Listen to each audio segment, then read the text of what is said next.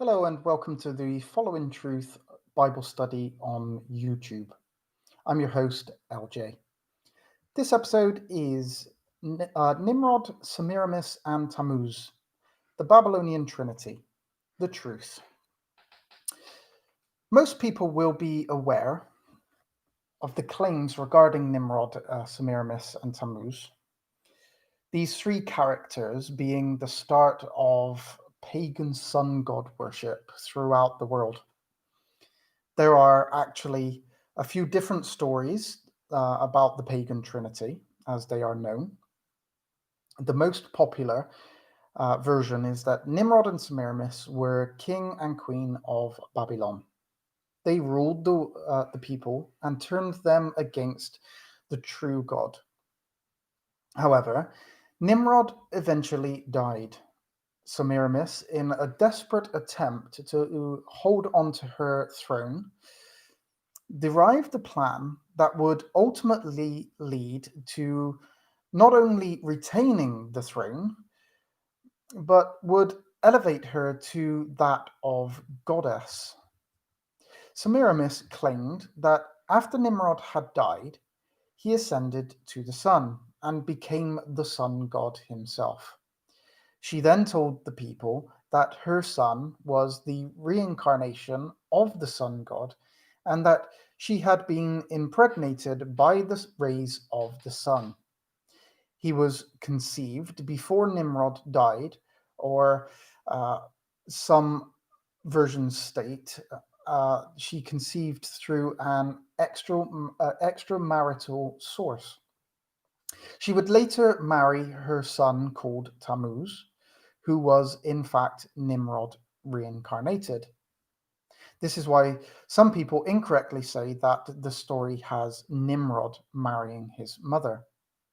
In some versions, Tammuz is killed by a wild boar.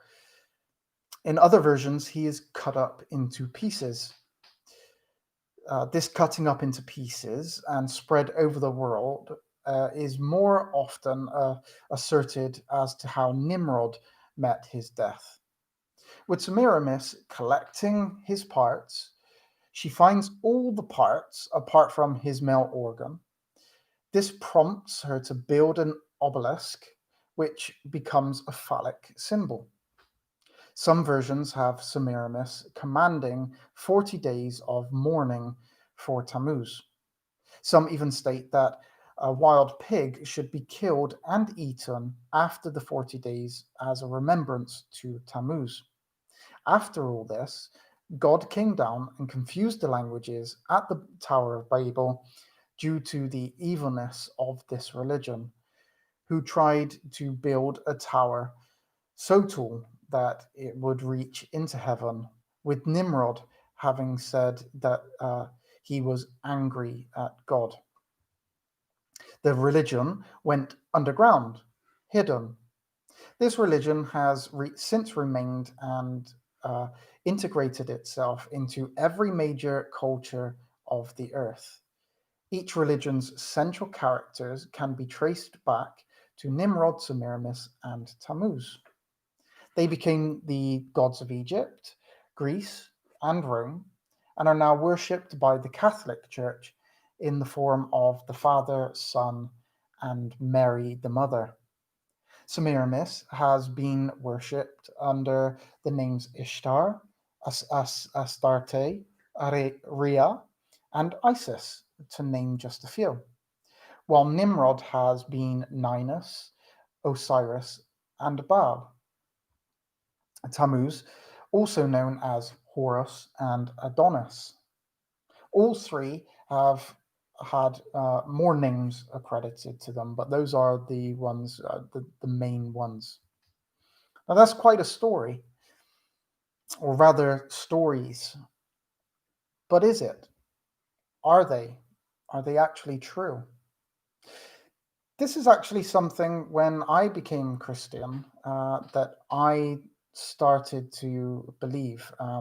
I followed quite a lot of people. You'll hear this is one of the stories that is told by one of the favorite of the conspiracy theorist David Icke, and actually he's one that I used to follow and still do. I actually like David Icke and some of his teachings, and I like his teachings about conspiracy theories and stuff. But this is one that he taught and I used to actually believe. Now, I decided that I needed to study this and to see the truth about this. So this is where this study comes from. The story of Nimrod, Semiramis, and Tammuz is not found in the Bible in any form, regardless of the details and the variation. So it cannot be stated that the story is a biblical one. Semiramis is not stated as being Nimrod's wife. They are not described as the king and queen of Babylon, and never described as having a son. In fact, Semiramis is never mentioned in the Bible, not even once. Tammuz is spoken of just once in relation to the women weeping for him, which we will look at and will be explained later in this study. He is not stated as being the son of Nimrod or Semiramis. Nimrod himself actually only appears 4 times in the Bible. Nimrod was the great-grandson of Noah. His father was Ham's son Cush. Twice we are given the information that Cush was his father. 3 times we are told that he was a mighty warrior and or he began to be mighty. And once we are told that Assyria was known as the land of Nimrod.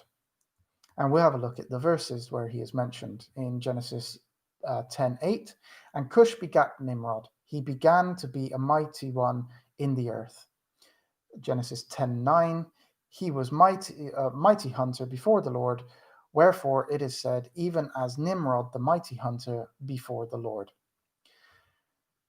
Further to Genesis 10, 8 and 9, we get Genesis 10:10 and 11, where we are told that he had a kingdom. And the beginning of his kingdom was Babel, and Erech, and Akkad, and Kelna in the land of Shinar. And in 1 Chronicles 1:10, and Cush begat Nimrod, he began to be mighty upon the earth. Micah 5:6, and they shall waste the land of Assyria with the sword, and the land of Nimrod in the entrances thereof. Thus shall he deliver us from the Assyrian when he cometh into our land, and when he treadeth within our borders. That's it. That's all the information that we get biblically regarding Nimrod, Semiramis, and Tammuz. There is no mention of Nimrod's wife, no mention if he had children, if any at all. The Bible never states that Nimrod built the Tower of Babel, and it never mentions how or indeed when he died, all of which seem, by its silence on the matter, to be irrelevant to the biblical narrative.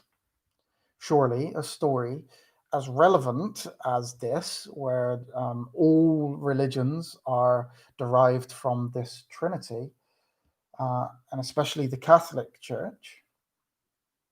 I'm not Catholic, by the way, for anybody that may see this and wonder.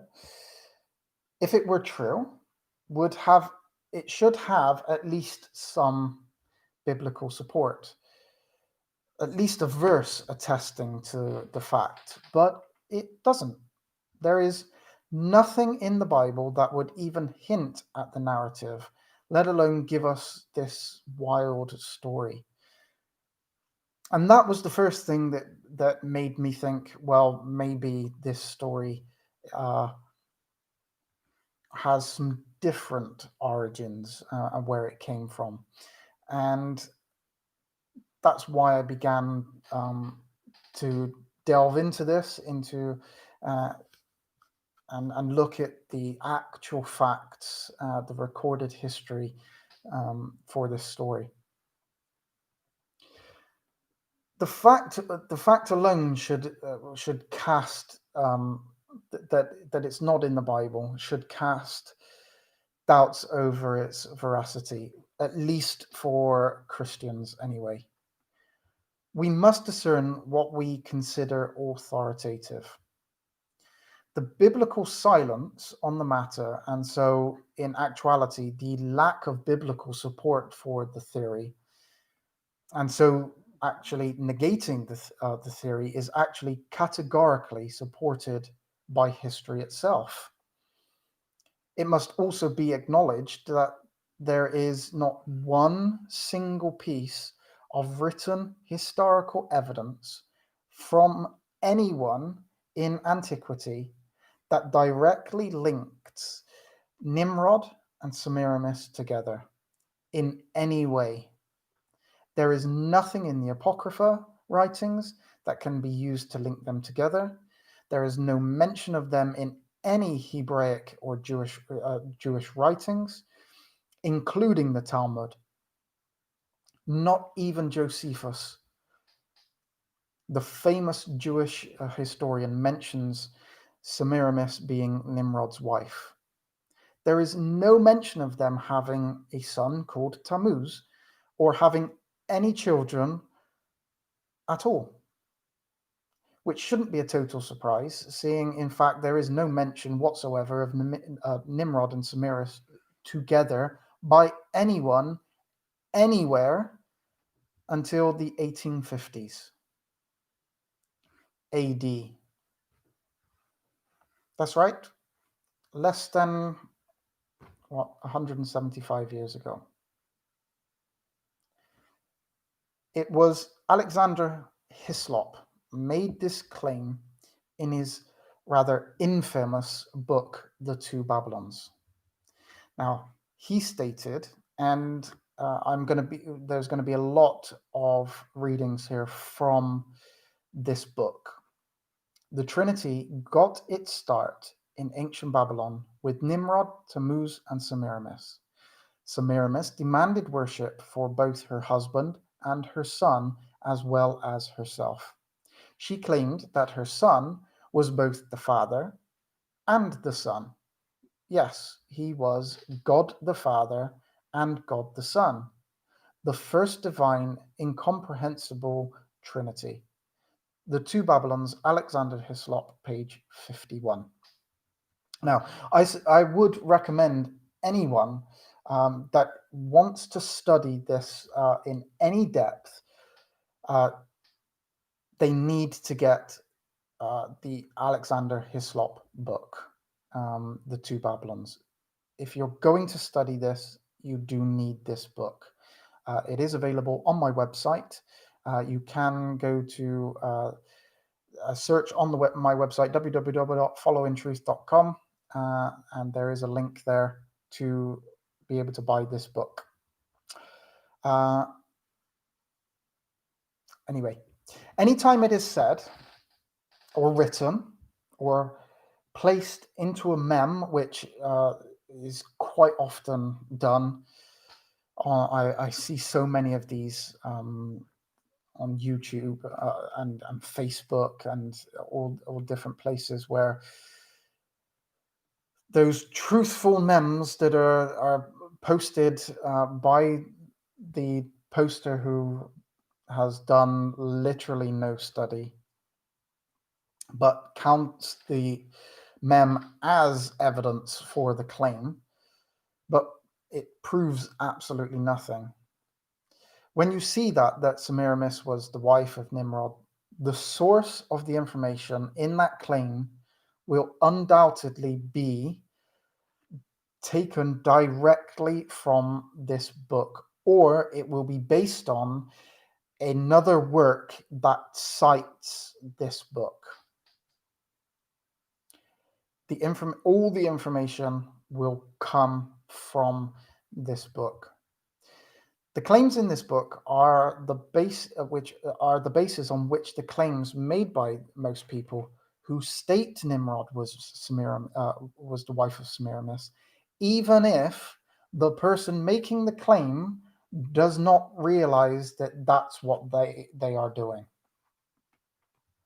Many of those said people have done basically no research at all themselves into the claim. They're just copy paste, basically. They simply take it as if it was true. It sounds good, it looks good, it must be good. Now, I'm certainly not saying that this is the case for everyone. I'm sure that there are many, many highly studied people, more studied than me,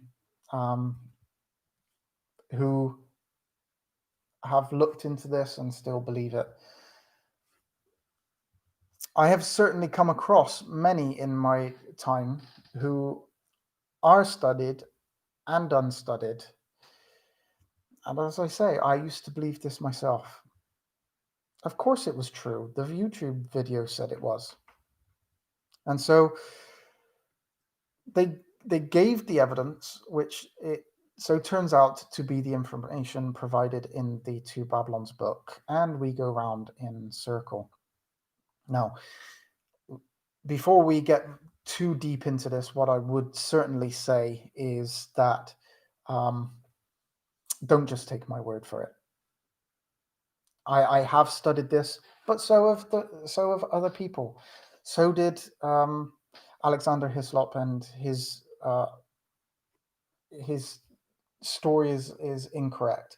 But if you believe this, or you want to know the truth, there's going to be plenty of information given to you in this study, but test it out yourself. Try it. See what I'm saying is true. If it is, then awesome. If you believe that it's in what I've said is incorrect, then you'll continue to believe what Alexander Hislop teaches or taught.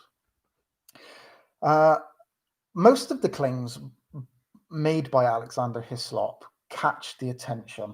They draw upon emotions. They feel like they are revelational, eye-opening, revealed long-lost secrets. And if you watch YouTube videos, that's what they play on. It's like all the secrets of the Bible exposed, and the truth about your religions, and all of these types of things that people like to catch your attention with these. They sound theologically correct, and historically they're supported by arguments. It's written in a book. It must be true. It must be historical.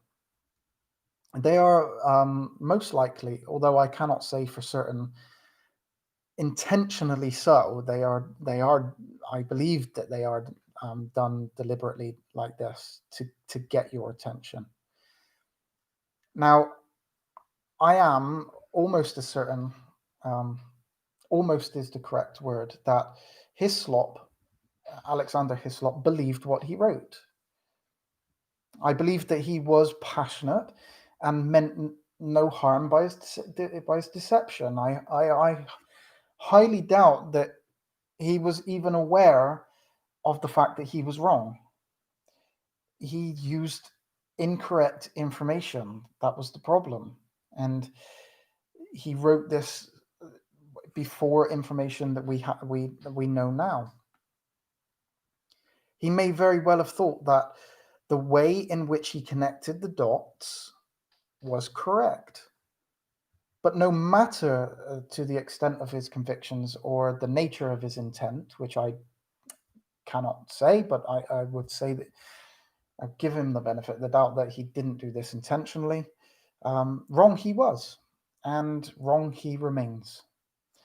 So the question must be asked, a question that is vitally important to the understanding of this theory. If nobody before Alexander Hislop had ever written about Nimrod, Semiramis, and Tammuz together, how did he come up with the theory in the first place? The answer to this question is indeed much simpler than the way in which Alexander Hislop went about drawing the conclusion.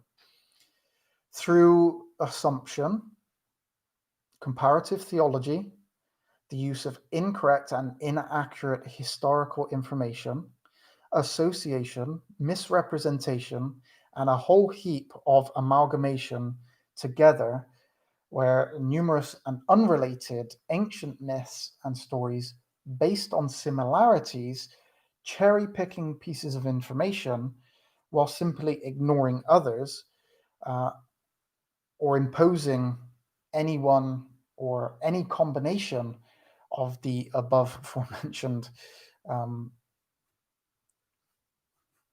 ways in which he did it. Alexander Hislop creates the story himself, a story that is never told or known by anyone before him, a story unheard of, untold in the ancient world, a story that has since been embellished, conflated, and confused by those that have retold it.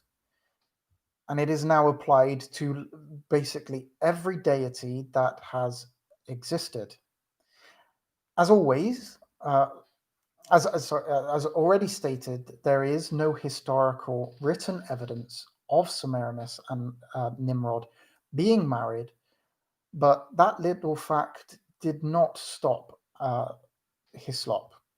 Seeing that Semiramis is not attested to in the Bible alongside Nimrod, the first thing that Hislop had to do was prove that Semiramis did live at the same time as Nimrod. In the book, in the two books, in the two Babylons book, Hislop uses Marcellinus, Justinius, and the Chronicle of Eusebius of Caesarea as proof that Semiramis lived at the same time as Abraham.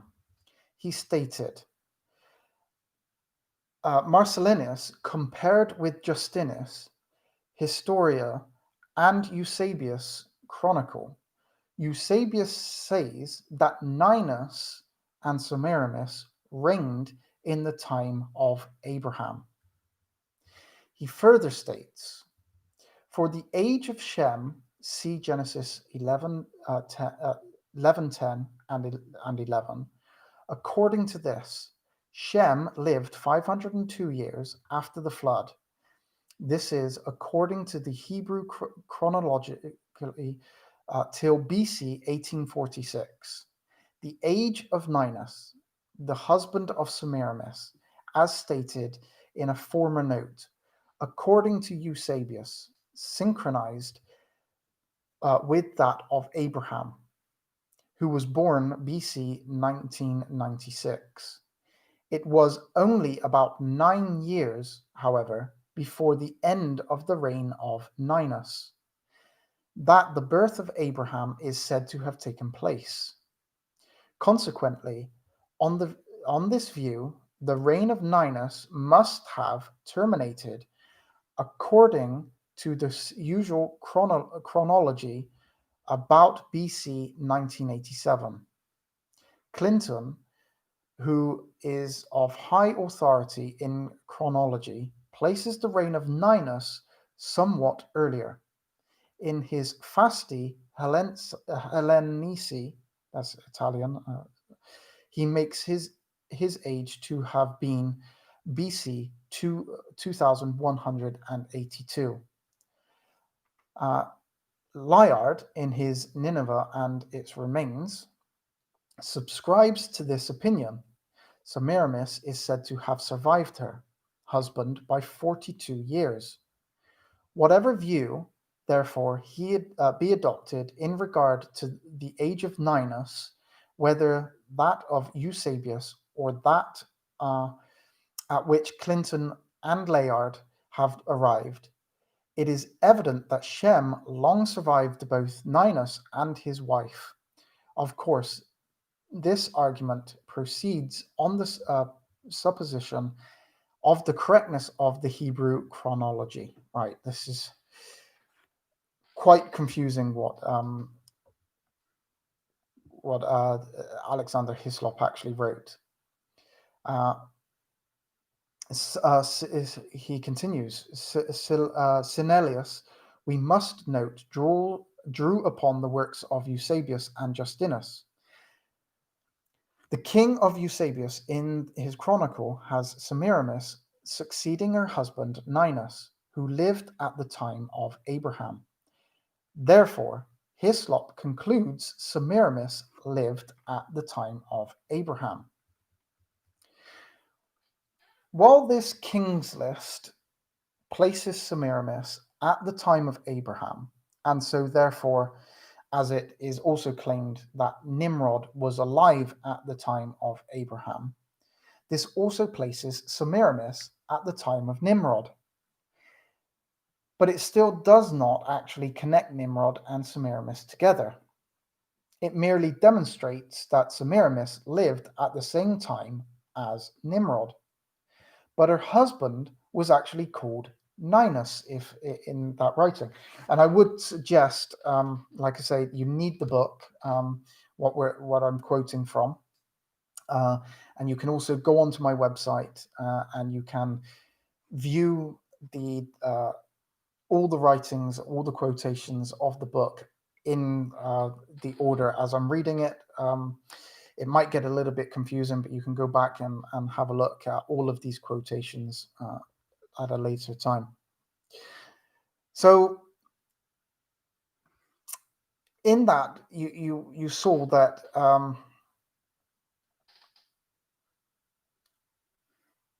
it was,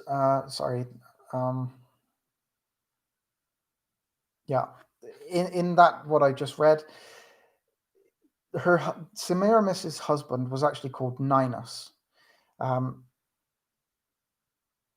She was, even according to Eusebius, who Alexander Hislop used, was not the wife of Nimrod.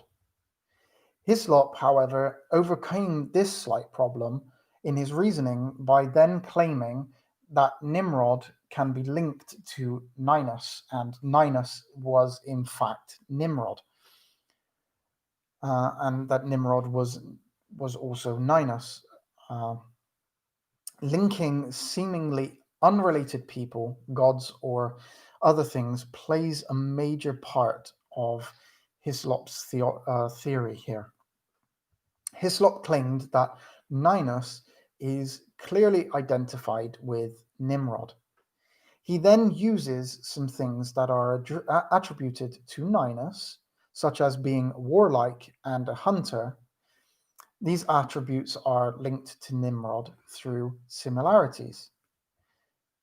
Hislop, using evidence, Eusebius, to clearly identify Ninus as the ancient king of Assyria. So both Nimrod and Ninus being the most ancient king of Assyria. Well, this all seems like it may do as it's supposed to do and prove that Nimrod was none other than Ninus, and Semiramis was married to Ninus, who was then Nimrod, and so therefore also proves that Semiramis was married to Nimrod. There are some major and flaws that we cannot reconcile in the evidence used to prove it. First, Hislop, rather than seeing an error in one or both of the understanding of who the most ancient of Assyrian kings may be, as surely having conflating accounts would incline a person to deduce, Hislop concluded that one must in fact just simply be the other. This doesn't make the conclusion incorrect, but it would require more than just similarities to actually prove that they were one and the same person. More importantly, it is almost certain that Ninus didn't actually exist, and neither did Semiramis. The Assyrian king list that Eusebius wrote, which Hislop used in order to place Semiramis at the time of Nimrod, is incorrect. At the time when Hislop penned his book, Assyrian and Babylonian studies was in its infancy. During the 18th century, many cuneiform tablets were found in sites throughout Mesopotamia. Now, it wasn't until the late 18th century that the markings on these tablets came to be known as actual writings. So began the arduous task of decipherment. In 1778, Carsten Niebuhr, a Danish mathematician, published accurate copies of 3 trilingual inscriptions from the ruins at Persepolis. It was found by Niebuhr that the writings went left to right. Each of these 3 inscriptions contained 3 different types of cuneiform writings. These he called Class 1, 2, and 3. Class 1 was determined to be alphabetic and consisting of 44 characters, and was written in Old Persian. It was first deciphered by George Frederick Grotefend and Henry Creswick Rawlinson between 1802 and 1848. The second inscription, Class 2, proved more difficult to translate. In 1850, Edward Hincks published a paper showing that the Class 2 was not alphabetical, but was in fact both syllabic and ideographic, which led to its translation between 1850 and 1859. The language was at first called Babylonian and/or Assyrian, but has now become known as Akkadian. From 1850 onwards, there was a growing suspicion that the Semite inhabitants of Babylon and Assyria were not the inventors of cuneiform system of writing, and that they had instead borrowed it from some other language and culture. In 1850, Edward Hincks published a paper suggesting that cuneiform was instead invented by some non-Semitic people who had preceded the Semites in Babylon.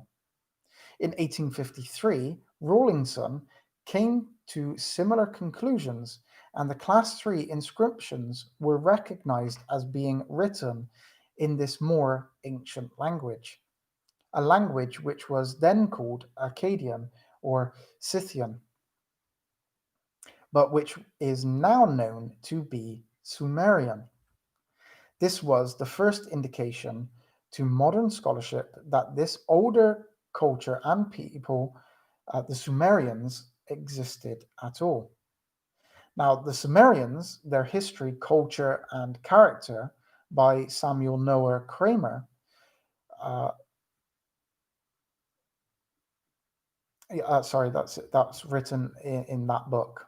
Sir Austin H. Layard retrieved from the ruins of Nineveh cuneiform tablets during the 1840s and 50s. Sir Henry Rawlinson started deciphering the previously unknown information contained on these tablets. These works were published under permission of Sir Henry Rawlinson between 1870 and 1884. Previously unknown history was literally being uncovered as Hislop wrote and subsequently brought to light.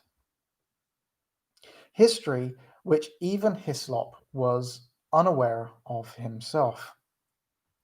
Now, prior to the discovery of the Assyrian king list on the cuneiform tablets, scholars had only had access to the Four Kings list of Eusebius, and a list found in the Excerpta Latina Barbara. However, with the discovery of the cuneiform tablets, it showed that what was previously believed may not be as accurate as what was once believed. Unlike the cuneiform tablets, the King's List attested to by Eusebius is not factual. This new information shed new light upon the true history of the Assyrians, bringing with it the revelation that previously believed history was actually not history at all. Neither Ninus nor Semiramis are attested to by any of the kings' lists which the Assyrians themselves compiled. They are not mentioned in any cuneiform literature or any Mesopotamian writings. Semiramis and Ninus emerged as monarchs of Assyria only in the Greek versions of Assyrian history, and never in the history of the Assyrians themselves. It was for many centuries that most of the information regarding Mesopotamia came from these classical Greek writers. But today, modern Assyriologists have much more to go on and a completely different picture of the Assyrians and Mesopotamians as a whole has emerged. Many historians, up until the discovery of the cuneiform tablets, had followed the works of Ctesias of Cnidus for Assyrian history. Ctesias was thought to have been the best source available. The discovery of the cuneiform tablets, however, showed that Ctesias's writings, on which both Eusebius and Justin indirectly drew upon, was nothing more than fables, ultimately invalidating both. The work of Justin were an epitome of Trogus Pompeius, cited by Hislop, whose own works were based upon the works of Ctesias. Eusebius's own works were summaries of Greek writers who also drew upon Ctesias. Ctesias was both a physician and a historian. He was a Greek who lived mainly in the 5th century BC. He wrote many works. His history of the Assyrians is found in books 1 to 6 of his Persica, called the Assyriaca, which were written in opposition to Herodotus. However, the works of Ctesias no longer remain in full today. They are found only in citations and epitomes of other writers such as Diodorus Siculus, Pompeius Trogus, who are both cited as sources for his information by Hislop in his book, and also Nicholas, who all published writings between 36 BC and 9 AD, and all of which based their chapters on Assyrian history from the writings of Ctesias in his Persica. So, the writings of Ctesias are not entirely factual. In fact, most of what Ctesias wrote cannot be claimed to be true history at all. He has never even been called, he has even been called one of the lying historians, J.R. Morgan in University of Wales, as perfectly shown by his inclusion of Ninus and Semiramis. Maybe on this occasion we could give him the benefit of the doubt and say that he was again simply mistaken. However, that cannot be said about much of his claims that we will see later, that are nothing but fantastical. Sorry. Deciphering fact from fiction is indeed very complicated due to the complete entanglement that has occurred between the two in many ancient writings that are still being confused by historians and theologians today. Those historians and theologians who still rely on historians who did not or could not differentiate between these two, fact and fiction anyway. Yet, separating fact and fiction is of fundamental importance in order to obtain true history. If you use those historians literally and as factually accurate, who themselves conflate fact and fiction together and then use their works as pure historically accurate source, then you will inevitably and unavoidably draw upon a conclusion yourself that is, in fact, not historically accurate. You end up with nothing more than false history. In his assertion that Semiramis is Nimrod's wife, Hislop even goes against those who deciphered the cuneiform tablets. Hislop stated, Sir H. Rawlinson, having found evidence at Nineveh of the existence of a Semiramis about 6 or 7 centuries before the Christian era, seems inclined to regard her as the only Semiramis that ever existed.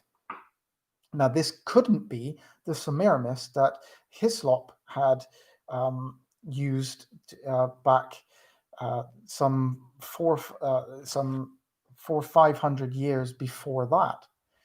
But this is, he continues, but this is subversive of all history. The fact that there was a Semiramis in the primeval ages of the world is beyond all doubt. Hislop's assertion that the fact that there was a Semiramis in the primeval ages of the world is beyond all doubt. It's subversive of all history and beyond all doubt, and the clear evidence that attests to this and would leave us beyond all doubt is the King's List of Eusebius that cited the writings of Ctesias, which were proven false. Subversive of all history and beyond all doubt, I'm sure many modern Assyriologists would not be able to claim this so emphatically, especially since the evidence available today would seem to negate that claim. The history of the Assyrians, as told by Ctesias and portrayed by Didius, begins by detailing the reign of the Assyrian king named Ninus. Ninus first conquered Babylonia, then Armenia and Media. He built his empire through the means of conquest. However, his attempts at taking over Bactria were foiled at Bactra, the capital of Bactria. He was unable to take it. Ninus then returned to the west, where he founded a new city, which he named after himself, Nineveh. Ninus returned again to Bactria to complete what he had started, with the help of Semiramis, the wife of one of his men, Ons, who, having watched the ongoing battles, noticed a weak spot in the defense of the opposing army and then advised Ninus on how to overcome them. Ninus, using this information, would eventually capture Bactra. He then took Semiramis as his own wife. She would give birth to their son Ninus, and shortly after this, Ninus died. Semiramis became queen of Assyria. Ninus, according to Ctesias and other Greek historian writings in the Hellenistic period, and later who relied on Ctesias' source, or as a source, was credited as being the founder of Nineveh, having named the city after himself. Of course, if Ninus is really Nimrod, then the city would not have been named after Ninus, but Nimrod. Ninus, though, may simply have been one of the names that Nimrod has apparently been known by. There is no historical evidence for this claim beyond the writings of the Greek historians. The Bible does not say that Nimrod or Ninus built Nineveh. The Bible actually states that Assur was the builder of Nineveh. Genesis 10:11. And out of the land went forth Assur and builded Nineveh, and the city Rehoboth and Calah. Assur was the second son of Shem. Assur is also the name of a people, the Assyrians. Therefore, Nimrod being associated with Ninus, based on this, simply fails. Hislop tried desperately to explain this verse and make it seem as if it was in fact talking about Nimrod rather than Assur. And he states, I am persuaded that the whole perplexity that commentators have hitherto felt in considering this passage has arisen from supposing that there is a proper name in the passage, where in reality no proper name exists. Assur is the passive participle of a verb, which, in its Chaldee sense, signifies to make strong, and consequently signifies being strengthened or being made strong. Read thus: the whole passage is natural and easy.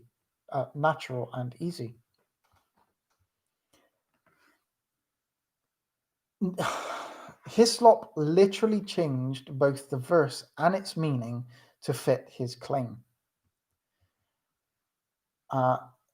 In his book, he states, and the beginning of his, Nimrod's kingdom was Babel and Erech and Akkad and Kelne. A beginning naturally implies something to succeed, and here we find it. Out of that land he went forth, being made strong, or when he had been made strong, Assur, and builded Nineveh. So he uses the word Assur here to mean strong rather than a name Assur.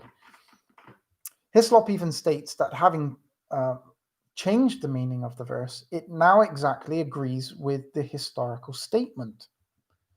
Now, this exactly agrees with the statement in the ancient history of Justin. Ninus strengthened the greatness of his acquired dominion by continued possession, having subdued, therefore, his neighbors.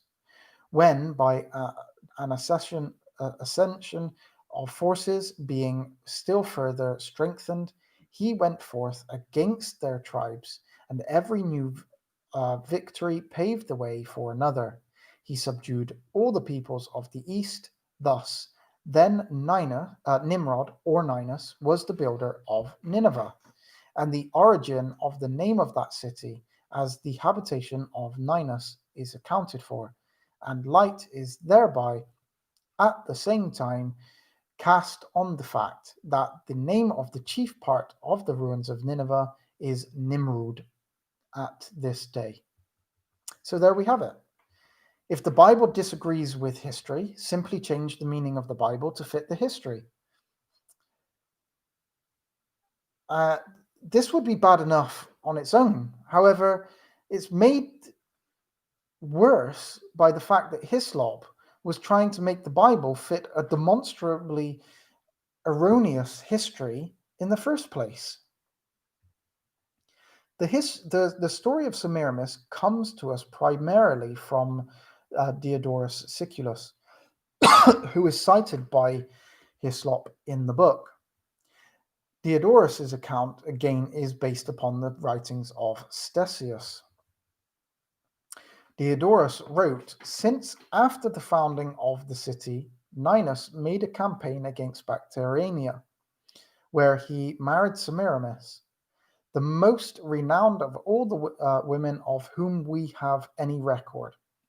It is necessary, first of all, to tell how she arose from a lowly fortune to such fame. Now, in the preceding writing, Diodorus, he tells the story of Semiramis, how she was found as a baby after her mother had abandoned her.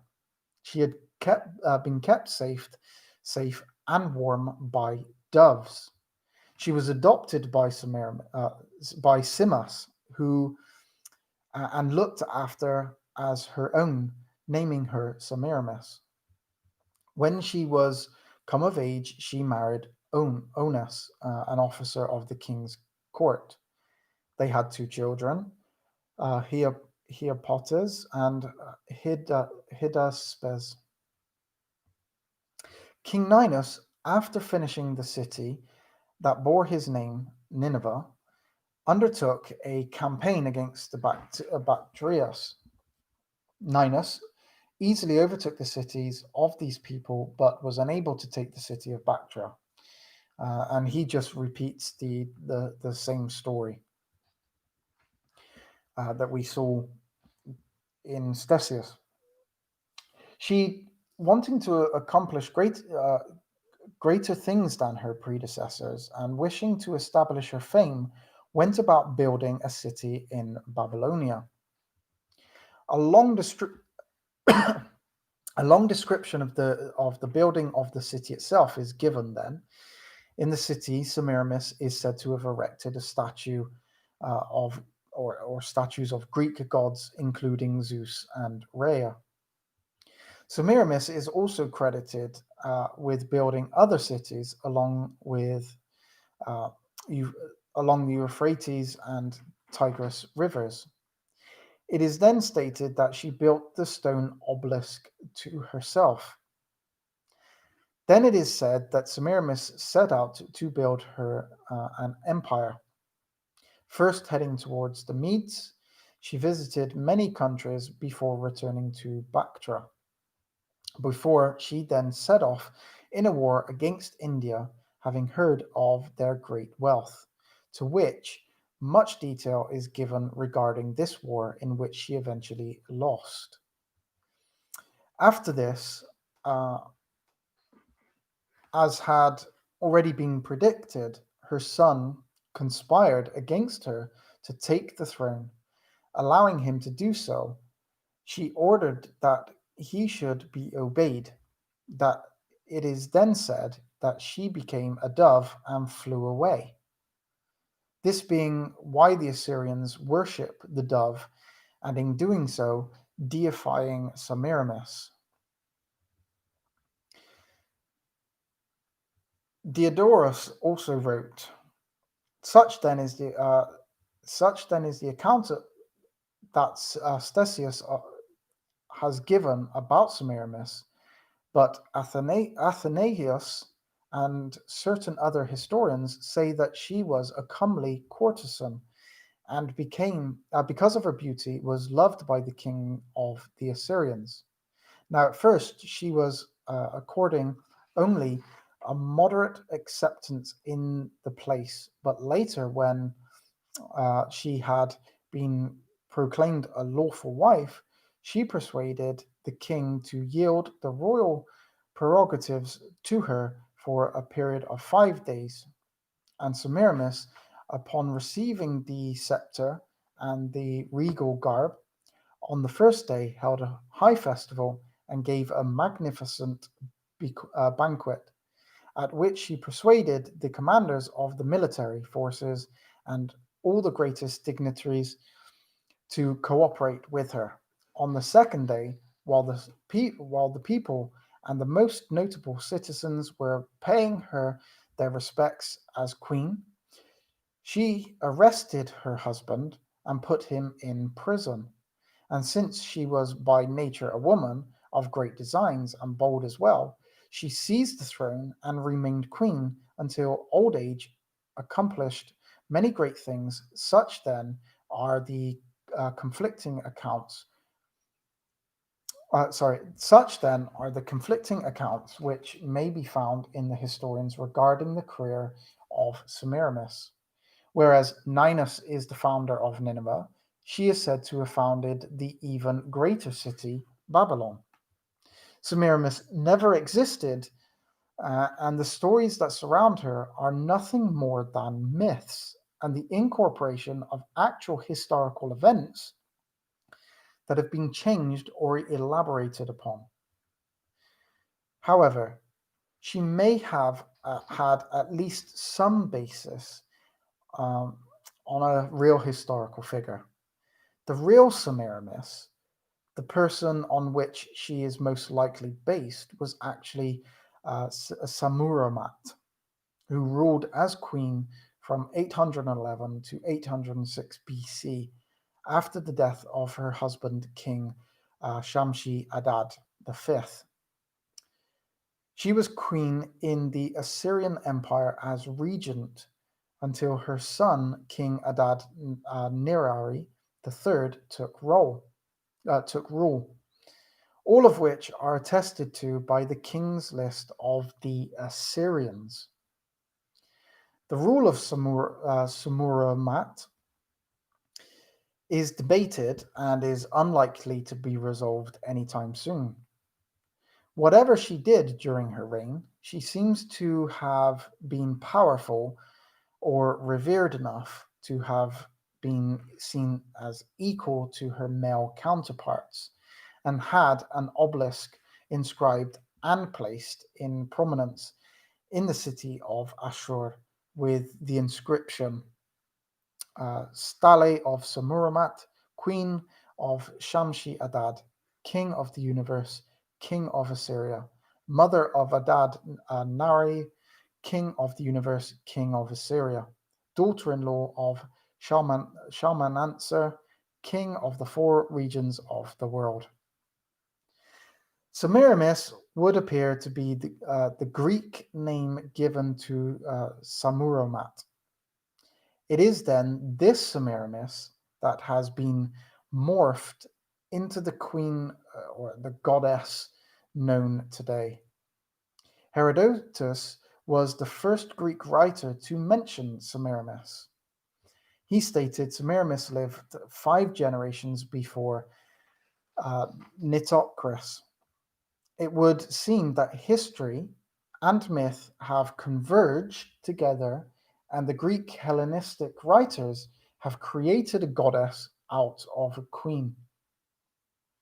Myths and legends of goddesses have been integrated into her story, which is very different than that of the actual Samuramat. And I think we'll end it there for part 1. We'll continue finishing this off, but I will do that in a second part because we've still got plenty more to get through. This is a really complicated story, really complicated historically to prove and to disprove all of these historical facts. I really do suggest going and reading the writing that I have on my website. And I would also recommend reading the book as well.